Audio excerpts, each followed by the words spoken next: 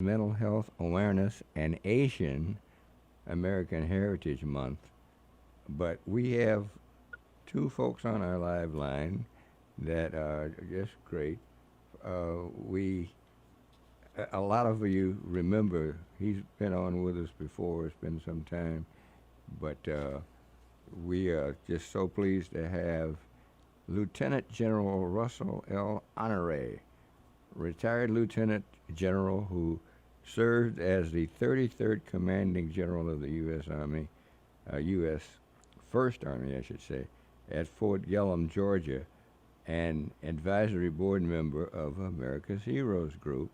We're just so pleased to have him with us. Many of you remember the great things that he did. General Honore developed a culture of preparedness and problem solving with strategies and transforming individuals into take charge leaders. You may remember as the commander of Joint Task Force Katrina, he became known as the Category 5 General for his striking leadership style in coordinating military relief efforts in post-Hurricane New Orleans. You'll all remember that, Katrina, New Orleans. A decorated 37-year Army veteran and global authority on leadership and emergency preparedness, General Honore now shares his no-nonsense approach to getting the job done by showing organizations how to successfully lead and execute a mission, drawing on his in-the-trenches experience, managing conflicts of both the natural and man-made variety. The General's disciplined leadership takes ways to inspire audiences in a range of fields, including business, management, government, military, and education. Authentic, uplifting, and never, as we said, stuck on stupid. General Honore delivers a bracing dose of candor with real-world leadership lessons that will equip audiences with a mindset of global preparedness and instill confidence in tomorrow's leaders. General, are you there? I'm here. Hello, Cliff. How you doing? It's so good. It's so good to hear your voice. Oh my goodness. Yeah, I guess I'm going to have to send you money for that glaring introduction. You're just being on the air is enough because you are just fantastic. Tell us, we need to introduce Dr. Arnold because Dr. Arnold is, of course, our. I mean, he's the chair. Dr. Arnold is the chair of our organization, America's Heroes Group, rather, and he's the chair. Dr. Arnold, are you there? I'm here, present Good. and accounted for. Great. And I'm just honored to be on the same radio station with General Honore and the great governor of radio, Cliff Kelly, both veterans. Well, thank you. That's great. That's wonderful. General Honore, talk to us. Well, what a time to be a veteran, looking at where we are today in our country fighting a war at home with this pandemic, where we lost over 100,000 of our people. And at the same time, we wake up in the recent days to civil unrest based on a man being killed by the police in the line of duty. Yeah. And because of no justice, no peace, we're not at peace right now in many of our major metropolitan areas. And we thought all our wars would be fought overseas. Now we're fighting a two-front war at home. One with civil disobedience, because there's no justice, no peace. That's been going on for decades.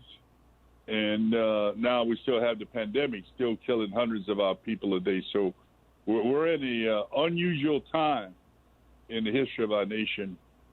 But we need to stand strong. We will bear this out. And it gives rise for us to work together even more cross lines in our communities to deal with our differences and really finish signing that check that was promised in the Declaration of Independence, that we're all equally free. It's time to get that done. You know, you're so on point. And the reason, one of the reasons, not the reason, one of the reasons, General Honore, you are so well known is because of your capacity, your ability, and the fact of what you were able to do back during that disaster that we had. I mean, you were able to do so many things that folks didn't think could happen. Well, I think we all need to be students of our Constitution. And if we understand that and we understand the purpose of the military, which is to secure the people of the United States, that's what's in the Constitution. It doesn't say anything in there about fighting wars in Afghanistan and Iraq. You know that, right? Yes, right. And the purpose that the Congress raised the Army, and I use the Army and I'm talking about all services, is to protect and secure the people of the United States. That's the purpose of it. And along the way, there have been some laws, such as the Insurrection Act, and updated something called the Posse Comitatus Act, which prevent presidents from going in and taking over a state and employing federal troops, and an updated Insurrection Act that allow, after Katrina, that presidents can mobilize and move troops if they think the local government and authorities need help or they cannot handle it. And normally that's done in collaboration. The intent to do that in collaboration with the governor. And we sit here on the eve of potentially, as in the case of Minnesota, of them mobilizing up to 11,000 National Guard troops in the last 24 hours. Yeah. And discussions between that governor and the Pentagon on having federal troops stand by to go assist in restoring order in Minneapolis and in St. Paul, because we can't let the people burn their own house down. And what I'm talking about, we've learned more that the protests may have been infiltrated by bad actors who come with the intent of seeding the discontent and creating violence, thereby eroding the democracy as we know it. So we started off with a case of a bad cop on camera, multiple cameras, right, basically committing murder. When the people said it's enough, we've had too many of these, we want justice. And because of that delayed action of days and hours and days, now we're into a nationwide civil disturbance happening, and where people and property is being destroyed and people are being injured, to say no justice, no peace. Yes, that's totally correct. Dr. Arnold, what would you like to say to General Honore? Oh, other than saying that he is my hero and my icon for no kidding. how I conduct myself in life, I would like, to say, and you mentioned the pandemic, and one of the concerns I have, I'm working currently on an emergency agreement with the state to help out with the pandemic. And I'm really calling out because one of the committees I'm sitting on, they asked me to chair one of the committees for the equity branch. And the equity section of the Illinois Department of Public Health is actually very actively engaged. First of all, I have to commend Governor, the governor for actually pushing forward and putting things in place that make sense. The Director of Public Health, Dr. Zeke, and Governor Pritzker have been really working for the people. And so we've actually averted some of the deaths we would have had they not put the stay-at-home order in place and requiring people to wear masks. So they make the correct steps. One of the things we're worried about is also, vaccinations like for influenza. We're worried about pediatric vaccinations not taking place right now. People have had a marked decrease in the ordering of those vaccines. And the reason why I'm bringing this up is because I'm really imploring people such as General Honore and yourself, Cliff, and I'm also a senior, but to push to make sure that seniors are taken care of in this country, and many of our veterans are seniors as well. So we have military personnel who are seniors. We have owners of companies who are seniors. If they, succumb to this infection with the SARS-CoV-2 virus, and it causes COVID-19, they, will have the loss of jobs as we go into the recovery period. We won't have owners of jobs, and also they are the owners and they are the runners of churches, synagogues, and mosques throughout the country. And if these people succumb to this illness, this pandemic, we are going to be in a very, very bad situation. So I'm pushing for people to get vaccinated for the flu in August rather than waiting to the end of the year, because if a second pandemic wave comes, we do not want people going to healthcare systems to get vaccinated for the flu. And actually, if we vaccinate them, we can prevent a secondary surge on top of a pandemic surge. So, General Honore was very realistic when he was actually involved in the H1N1. He came and gave several talks in Chicago about that. And he also, with Katrina, made things real. Yeah. And he was dealing with what's really going on. And we have to make sure we have commanders like him in place and leadership like his in place. That's true. That's very true. Very well put, Dr. Arnold. Response, General Honore? Well, I think Dr. Arnold bring up a very good point, Colonel Arnold.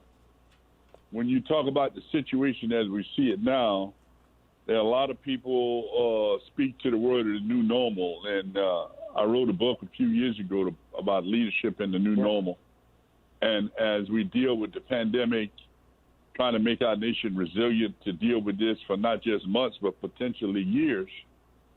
And we looked at what's happening in the civil discourse right now in our country, and maybe up to a third of our people without employment and up to 200,000 dead by the 4th of July.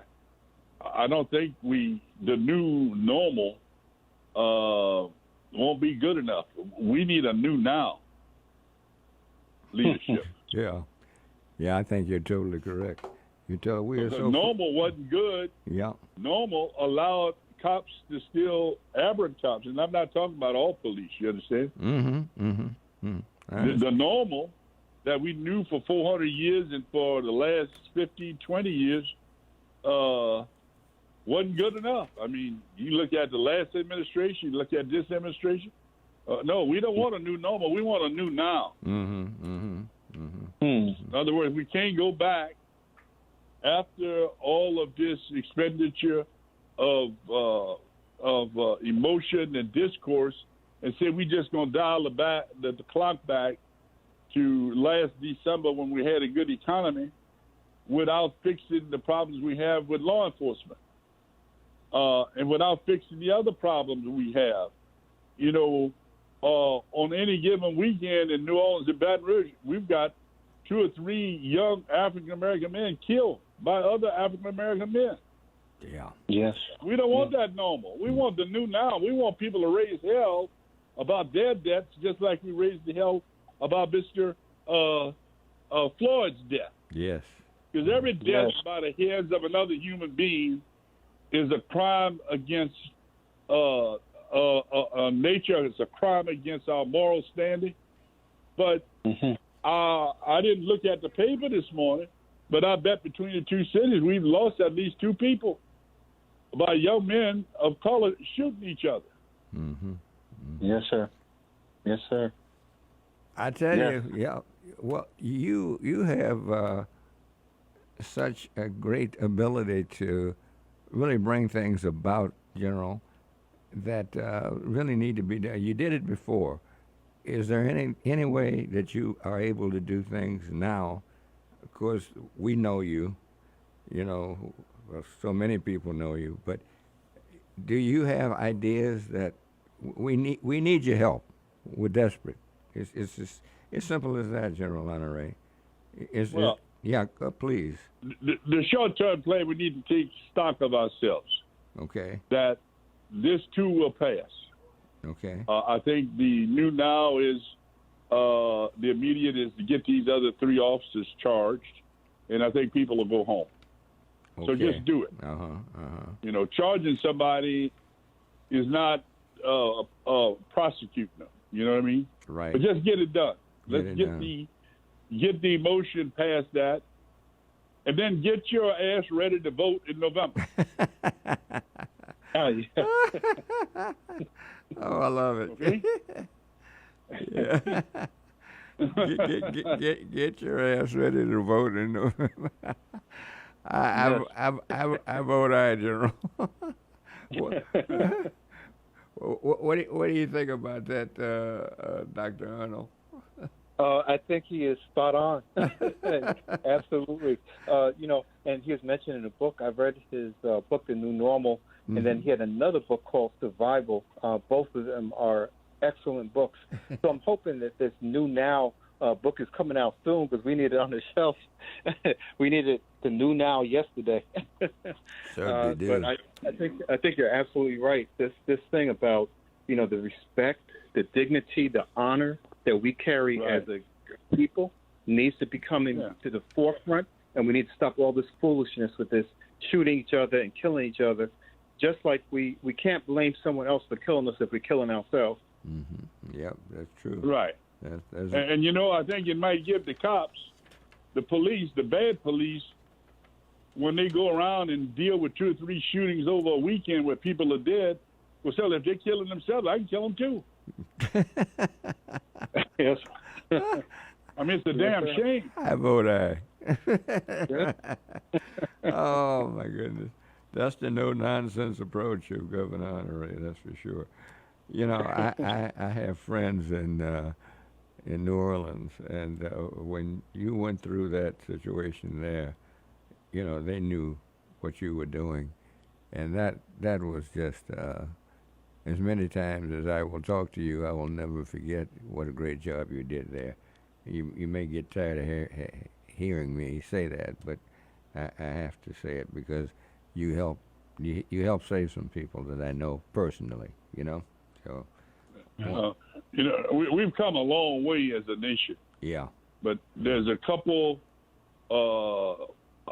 anchors on our culture that we've come to accept that we shouldn't, and that's unequal instrument of justice. Mm-hmm. And we thought for 8 years that it would have gotten fixed. It didn't. We thought we had a chance. We thought it, yeah, that's right.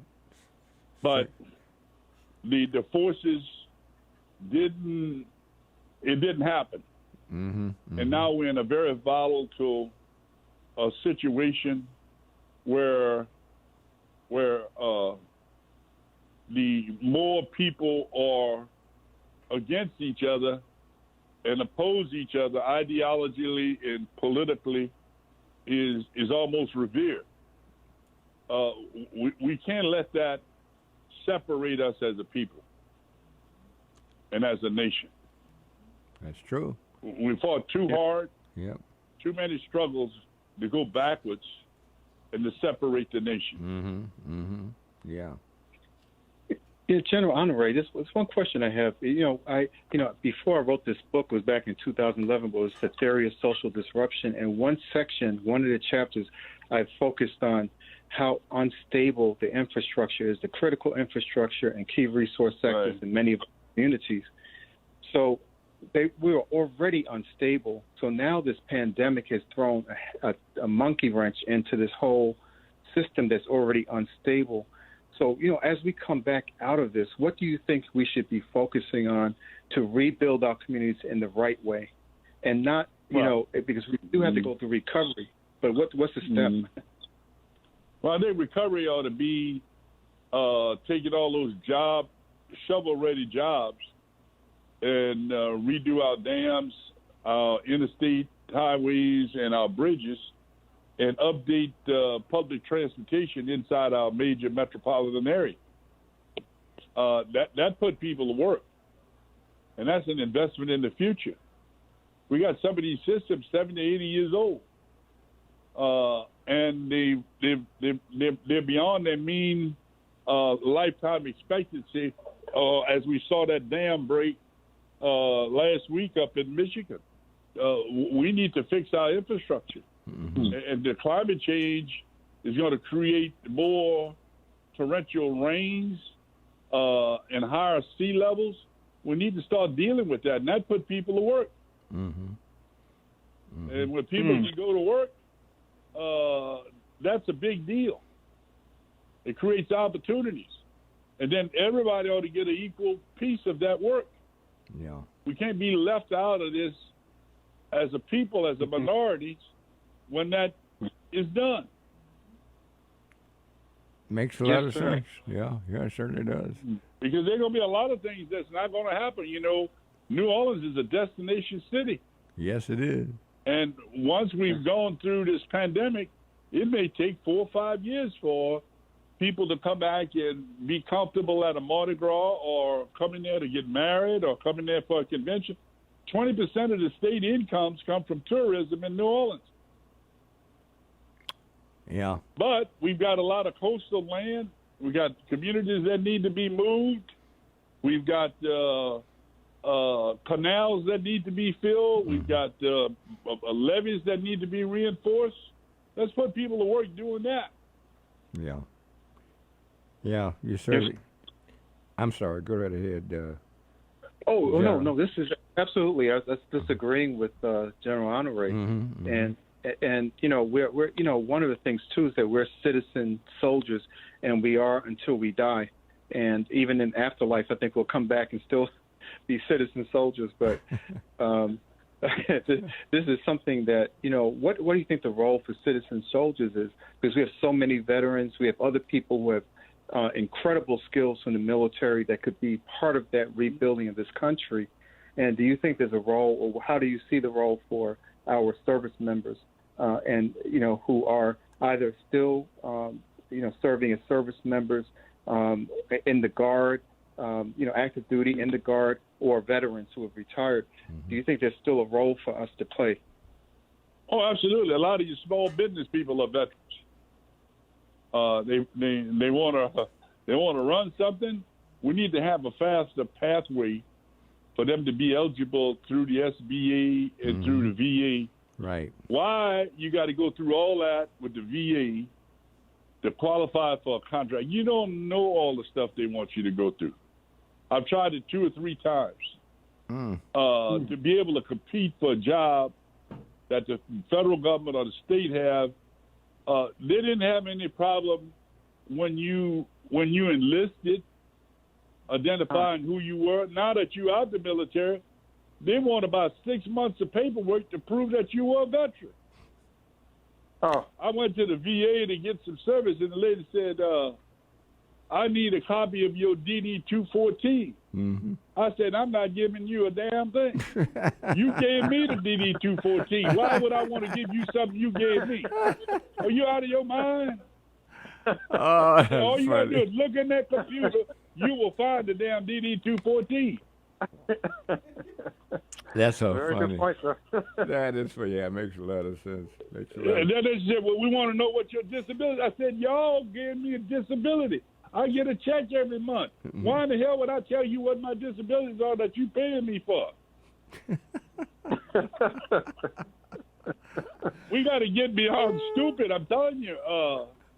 And let veterans, the day you leave, you ought to leave with your DD-214 and stamp on there, you're authorized to do business as a veteran with the government. That's all it takes. And we'll be done with that. General Honore, thank you so much for being with us. Dr. Arnold, of course. Doctor, thank you. And thank you, Cliff. And listen, thank you. The Honore, who served as the 33rd Commanding General of the U.S. First Army at Fort Gillem, Georgia, and advisory board member of America's Heroes Group. And we just love him. He is just great. General, we'll be talking again. Thank you so much.